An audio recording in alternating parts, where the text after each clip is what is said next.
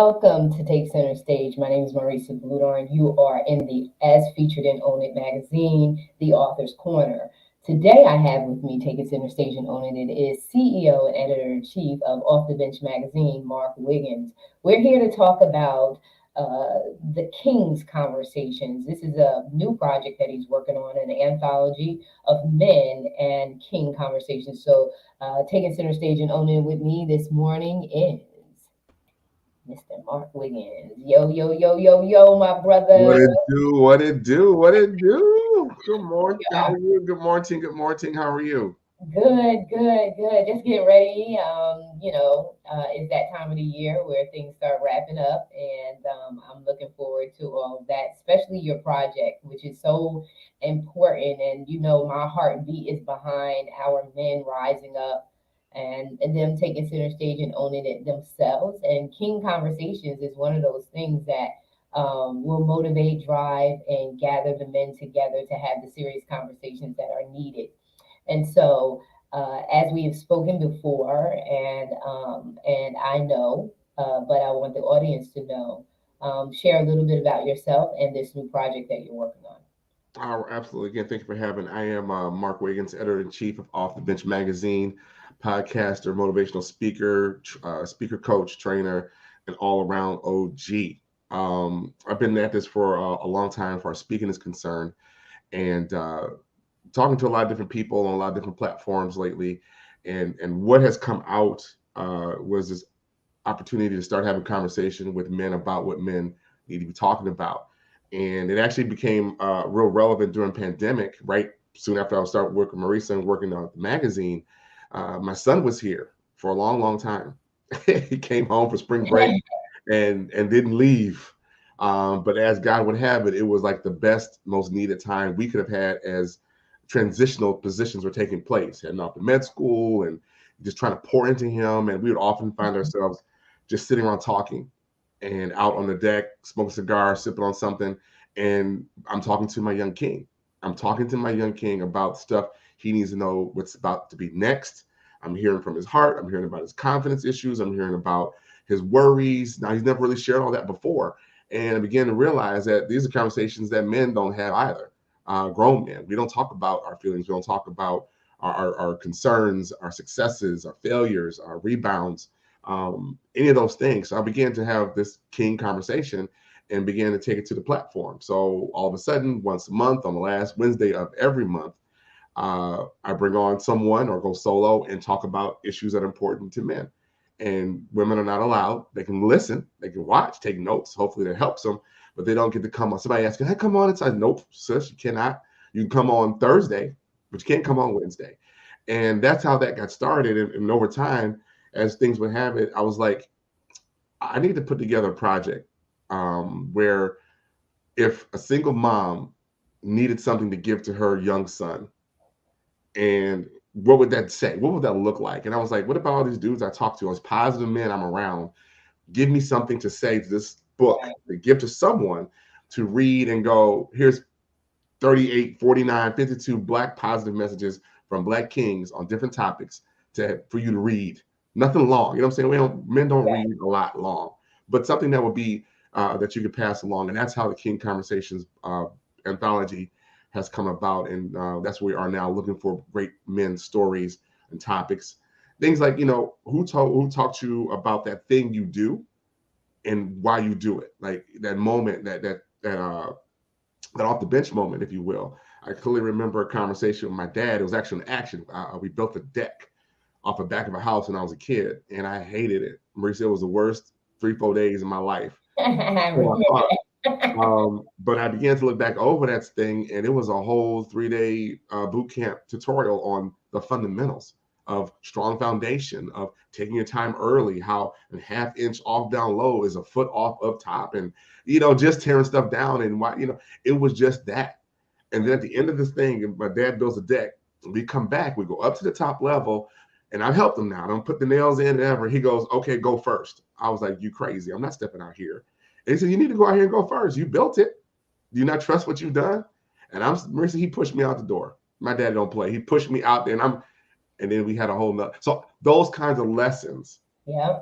are what I'm looking for our stories and things that just have an impact on your life, so we can help other young kings prepare to go be kings. Yeah, yeah, it's interesting because talking about you doing speaker training and coaching and things like that. I always say to the author's corner that if you are a writer, you're also a speaker because you have to get your message out there. And so, and speaking about that, doing the Own It anthology, I had a 8-week training Mhm. that I offered the authors, and in the 8-week training, there were 3 questions that were asked, which really defines what you're saying here is the one is I always call them nuggets of wisdom, right? Right. What nuggets of wisdom can you give to help people to figure it out and make it simple, right? So the question is, and this is where a lot of men, I've come across along the way, and women too, but focusing here on men is that I don't know. I wasn't taught that. I wasn't aware of that. And so in this speaker training, the 3 top questions was, who are you? Mhm. What are you about? And where did you get that from? Mm. Just Mhm. that simple.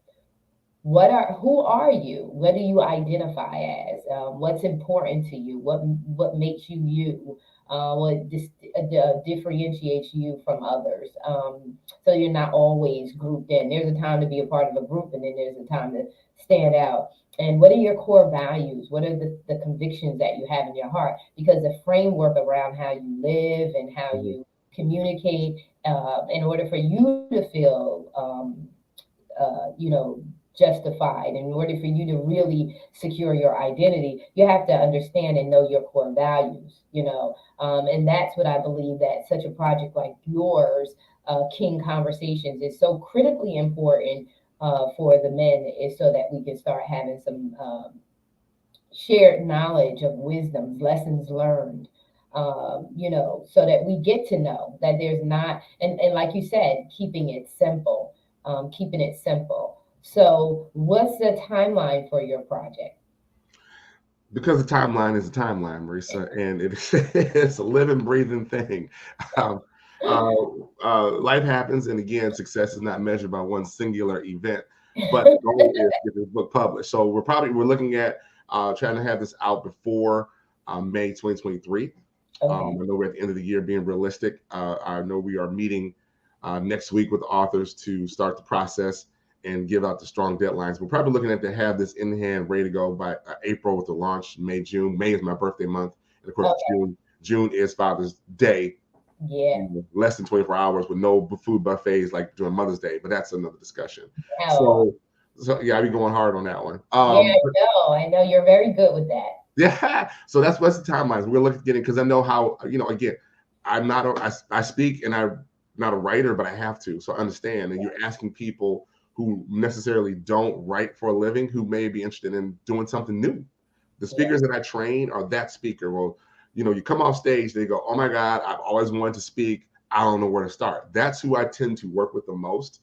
And I love it, pulling their messages out of them, putting it into an ordered form. And they go, "Did I say that?" And I said, "You've been saying that. I've heard it Yeah. several times out of you. Now let's organize it so we can produce it and get it out here, get your message on platform." So that's easy. There's just tips and tricks. If you're not a writer, do what I do. I used to write every article for the magazine we first started. Marie, some of it banging it away, banging it away. That's because I had time, Hmm. and now I don't. I record and transcribe it. I send it off, comes back in less than a day. I edit it up and it's done. Still my words, still my writing. I just didn't Right. have time to do it. So there's things you can do Yeah. to get this project done with your phone and a recorder. And in 5 6 minutes, I'll give you, we're maxing around 1,000 1,200 words. And I speak fast. So in 4 or 5 minutes, I got 1,000 words in, which is probably a Yeah. little bit too fast. But Yeah. anyway, um, that's what we're looking for. This is not complicated. It's not. It's not complicated at all. When you relax. My one thing that my mom taught me before she left out of here was, Marissa, relax, because the intensity of the situation lessens when you relax. You're Mhm. able to see clearer. Your body relaxes, and so you're able to come up with a strategy and not get stuck. You can see some opportunities. And she said that to me in childbearing. I was in labor. And she said, Marisa, when you relax, the intensity of the pain lessens. And that's what we have to think about when we feel like something new, a new skill that we're going to learn is going to be too much for us. Just chill, relax, and look at the process. Look at how it's getting done, and then figure it out from there. But never, ever, talk yourself out of um, Mm-mm. stretching yourself and because you'll look back and say, "Oh my God, I do that with," you may not always feel like that about writing. It's just about. I believe that everything that we do is about our own personal perspective. If you Mm-hmm. think of it as hard, it's hard for you. It's not hard. It's not necessarily hard, but it'd be hard for you because as Mm-hmm. a man thinketh, so is he. And so I think that if we begin to train ourselves in a different way, to say, "Oh yeah, I can get that done." It may take a challenge, but how many skills have you learned later on in life and said, "Oh my God, I'm actually doing this." Exactly, exactly. It's just a process. And again, for those who have that thing on their heart and you don't know what to do with it, you've been challenged and charged with doing something with the interactions. You wake up one morning, you go, I spent a lot of time talking to young men about stuff. Marissa, I slipped into 55 and all of a sudden I became the OG in the room. I'm like, where did everybody go? Where was that old sage in the corner? And all of a sudden I became the You sage. are it. I was like, wait, my coach used to say, listen, there's always one spaz in the room. If you don't see one, it's probably you. That's what he You would always say. So I'm like, oh, wow. So all of a sudden, people start coming with questions, and I find myself surrounded by, even at my job, I get these young men come through the door, and where I work is so high profile that you just can't look any old kind of way at my cash wrap. You just cannot, because at any moment, literally, the president can walk through the door and has. The heads of state walk through the door and have. And they look at us, and it's a store run by majority black people, and the director's black, and this and the third, and you up here looking like who did it. No, sir. No, no, no. Let's have a conversation, because what they fail to realize, they're auditioning Yes. from their stage because they're servicing people and they're watching it, right? They don't say a word. But all of a sudden you go apply for a job and someone comes back to me and says, what about so-and-so? Yeah. Right? Been watching them. Or they start conversation, hey, listen, when you get your clearance together, come see me. It happens Right. all the time. And I tell them that. I said, I'm here to help you go next level. However, there's a few things you got to learn to do. Yeah. And Yeah. when they leave, one guy just came back to me. He left, and I had this open door policy. Just be honest with me. I know you're not gonna stay here forever, but just be honest. So he wasn't really forthcoming. And he left, went somewhere, didn't work out. All of a sudden, he called me back. We had to have a conversation. I said, I got issues, and I had some feelings about that. So we Wow. dealt with it, and I'm more than welcome to have him come back, because he sounds a whole lot different, and he recognized that training opportunity helped him. So as a king, that's what we're supposed to be doing. There's a lot of Yeah. people out there who are doing just like me. I know they're out there, and I want those. Those are the stories I want to be able to share with him. I'm going to give this young man this book and go, here, read this, sir. In his Yeah. mid to late 20s. You know what I'm saying? Yeah, and a simple read, like you said, because everyone's busy. But I had someone say to me, I had asked them to do a book review for me, and they were like, "Well, I don't read," and I was like, "Oh my God, I would never say that." However, you have to have it simple enough, and we have to take the time to invest in ourselves. If we don't know, then there's literature out there all over. You can Google whatever. There is at this stage no excuse anymore. You've got to find that go-to mentor. Like I have Yep. mentors that don't even know they're my mentors, that I just watch their speeches, I just watch their activities outside of the realm of speaking, not just inside speaking, but what have they been doing along the way that are the unseen things Mm-hmm. from the regular public. But those are the people that teach me and speak into my spirit. And you said something earlier. There's something in you that has to get out. And I believe that's in all of us unless we allow it to go dormant, right? Mm-hmm. So we were put here on a purpose. Core values are your convictions. They are the very thing that say, oh, this is right with the world. And oh my God, this is so amazing. And then they say, this is what's wrong with the world. And this is not sitting well with me. And what could I do to change it? So this is what writing, This is what speaking, this is what advocacy is all about. This is what is where your voice becomes an instrument and an opportunity, a tool, resource to make an impact on the world. And that starts with your core values. What makes you tick? What ticks you Mhm. off? These are the moments in which kings can actually speak to either other kings or upcoming kings, right? The Right. princes. Right. Um, so that I love this. And so those of you who are going to be chiming in or just chiming in, we are talking about the anthology, the men's anthology, King Conversations. We have the anthologist here, who is the editor-in-chief of Off the Bench magazine, Mark Wiggins. And he is sharing some insight into this project and what he's looking to accomplish with it. And Yeah. so it's incredible. This is the conversations that I feel like men are having, but we just don't know they're really having them. And then we don't get a chance to see them really having them, unfortunately, because most of the time when women are involved, it's either from the love relationship, right? Right. It's either it's dominated. I talked to you about binging Blind in Love, and that's my daughter. She's always getting me some new series to watch, and so want to be connected. So I was trying to find out, like, okay, get to the point. Who actually ends up getting married to who? But most of the time, we look at our men from the lover's perspective, the wife's perspective, or that's my children's father's perspective. Hmm. So we don't really get a chance because those a lot of times are more hostile than cooperative. So we don't get a really chance to see you guys having such conversations that will benefit um, behavioral change. And that's what we really want from these conversations. We want better behavior. We want more peace. We want more health, mental health, emotional health, physical health to come out Right. of these conversations. And so share a little bit back because we know these conversations have to be going on.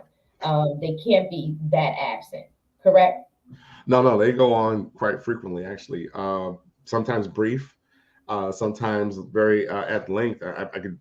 I'm sitting here listening to you just talk about it. I'm just bringing back to mind just recent conversations. Um, I'm on the phone last night with one of my line brothers. We don't talk often, and we're engaging in a text discord on something, and his response was so sharp.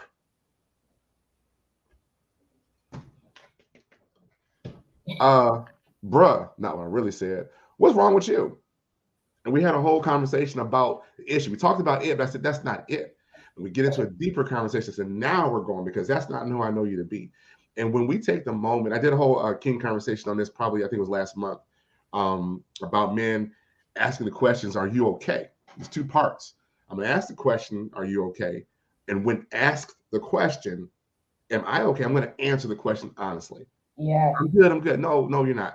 No, you're not. Listen, you're not. And if nothing more than how you feel at that moment, like I'm tired, I'm just angry, this, that, third, and other, and you go, okay, bet. How can I support? And these conversations happen so quick and intensely, you'll miss them.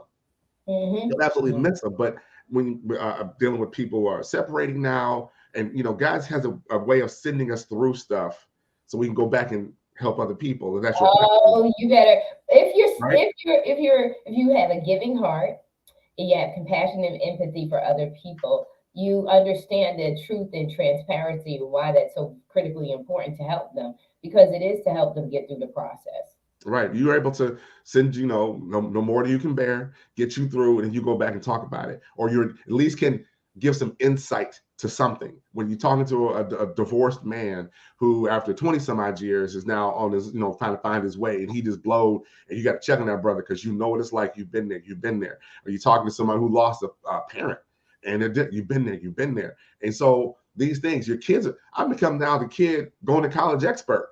You don't send two kids to college, and here's the conversation. It's not necessarily about them dealing with the kids at college. It's them dealing with nobody home Yeah, that's true. and It's the adjusting. empty nest syndrome. And Empty then nest. right, empty nest syndrome and finding oneself again or just rediscovering or whatever they're on and the guilt or whatever behind it. Like, I still need to, them patterns are harsh. after 20 plus years of doing something over and over to recognize where we are. So yes, I look at my kings and I had these conversations. And sometimes I need a conversation to Yeah. remind me of some stuff, right? When I started the whole process, because what I didn't want to do, you said this just recently about when we are usually on, it's about relationships and whatever. Like that's all we got about us is relationship. What role we supposed to play? Who's the head of what, and who's supposed to do what, and who's paying for lunch? Who's got to always pay for lunch? I'm watching these dudes talk about it, but my friend, rest in peace, Kevin Samuels was on, and he was hot with it. He was hot with it. Everybody was just talking smack, and I didn't want to do that. I didn't want to come on and lead with relationships because I don't know if I'm ready to talk about it because it's going to get passionate, right? Have an opinion. Yeah. But what I found to be more important before you have this relationship, bro, there's some stuff you need to fix. There's some stuff you need to deal with, right? There's some issues that you got to work on before we sit down and understand these conversations. And that's where, when the June issue came out, King, Get Your Crown. Everyone talking about, girl, fix your crown, girl, fix your crown. And I said, well, Marissa, there's two people in this kingdom that usually have a crown. And everybody talking about the queen, where the king crown is. Matter of fact, isn't the king supposed to be running stuff? And I was like, let me go help this brother find his crown somewhere first. Where'd you leave it? Get him back and get him together. Let's go find it first, and then we'll get you together, and then we'll put it on for you. But unless you recognize you've lost your crown, and by crown, I'm not talking about dominance or running people, whatever. I'm talking about your inner strength, your core, about who you are claiming to be.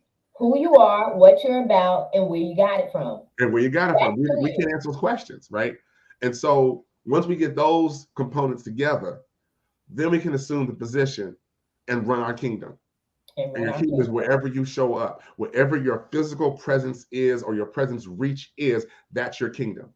Yeah, and you have a lot of women who I know for myself. Most, I'm always thrown in like, oh, you're dominant, you're strong. You don't know, you don't even understand. We are looking for men who know who they are, what they're about, and where they want to go.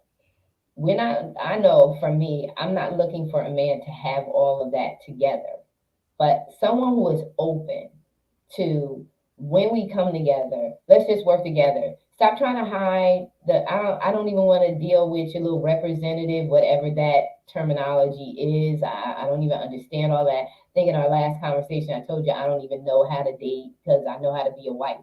Mm-hmm. And so what in that kind of level, we are looking for full transparency. Why? We got to get this thing done together. I don't need to know what you have to determine whether I'm going to do anything with you, because I should already know that based on the character that I see standing in front of me, what you really are about, your true heartbeat. I don't really care what you have. Just let me know what you have so I know what we're working with. I'll let you know what I have so you know what we're working with. And let's just figure it out together. I think that there are so many, people, men and women, who are just waiting for true transparency and a place where they can truly be themselves safely and move on with it. We got kingdoms to build, and kingdoms, that visions that God has given to each party is laying dormant because we can't get past the small-minded stuff. And the small-minded stuff is the pettiness. And the worrying about whether you embarrassed, you're not embarrassed. We don't have time for that. We're much older. And so you're right. We got to get healed. And so that we can, and I'm excited about this project because I love you guys. I love you guys. I want to see you guys shine. I want to see you guys healthy. I want to see you guys, how they say, living your best life, whatever that is, living your best life. I want to see that happening because that makes me happy. I get happy where other people are truly, not falsely. I don't like faking it. I like true, authentic happiness, where you can see that the person is happy and free, and content where they are in life without a feeling of lack or failure. That they feel like, listen, I'm good with this right here. This I'm good with. And so these king conversations, and again, as we begin to close this half hour out, it's really about having those conversations. So talk to the audience.